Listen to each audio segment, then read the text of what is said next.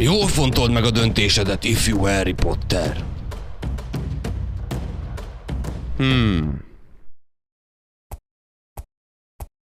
Harry, ne legyél hülye!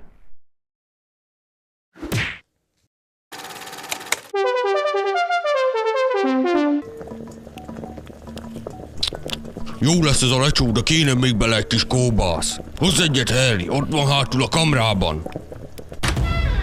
Hagrid, hol van a kolbász? Nem találom. Használd a pálcádat, Harry. Kamróra kolbászium. Kamra, hol van a kolbász? Nem mondom meg.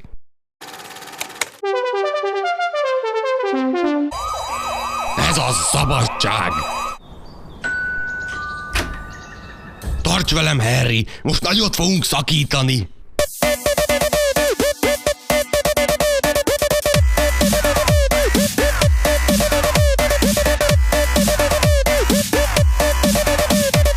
Bankrablás! Le a földre!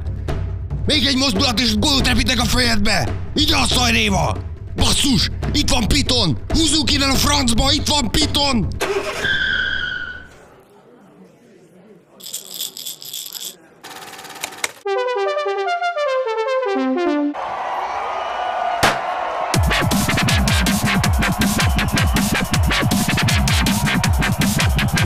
Tuti, hogy csalt ez a rohadék.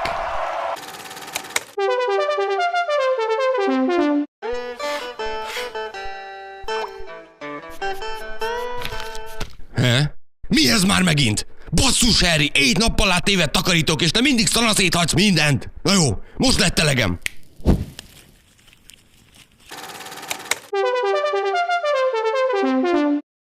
Herceg, hadd mutassam be önnek az ifjú Harry Pottert. Ő fog minket felszabadítani a sötét nagyúr uralma alól. Ez csinálja meg a mindenségét.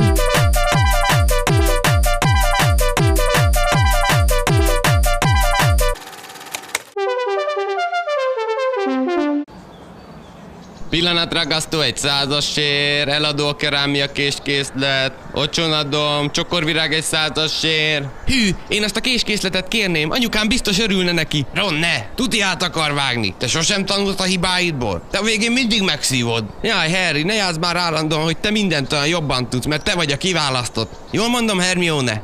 Úristen, már 2 perce nem tanultam! Na ide azzal a késkészlettel! Látod, Harry, nem történt semmi, nem kéne mindig úgy felhordanod a... Jól vagy, Ron? Jó vagyok.